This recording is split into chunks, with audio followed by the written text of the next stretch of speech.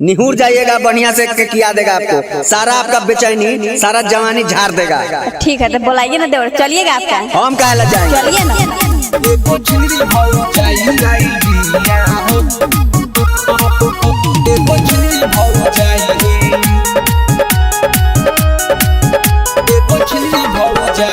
Music by Mantu मनी। हमको ऐसा ही अच्छा लगता है। फ्री में मजा अब, फ्री में मजा अब सबके भेटाई। आइल बिया हो, आइल बिया हो, एगो छिनरी भौ जाई। आइल बिया हो, एगो छिनरी भौ जाई। फ्री में मजा अब, फ्री में मजा अब सबके भेटाई। आइल बिया हो, आइल बिया हो, एगो छिनरी भौ जाई। आइल बिया हो, एगो छिनरी भौ जाई। इतना दबवाते हैं, इतना करवाते हैं, मोटा काहे नहीं जाते हैं? मोटाएंगे क्या है, हमको ऐसा ही अच्छा लगता है। प्रदीप प्रेमी।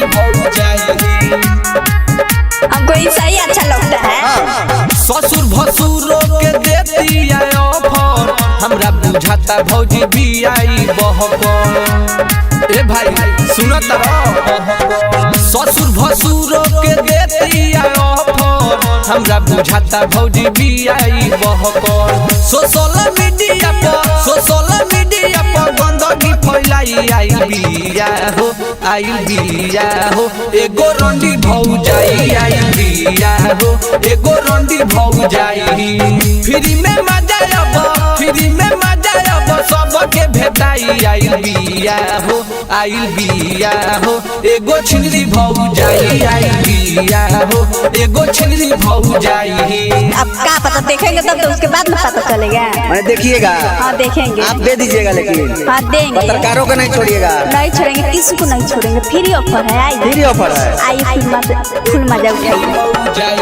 म्यूजिक बाय मंटू मनी। फुल मजा उठाइए। एगो छिनरी भौ जाई।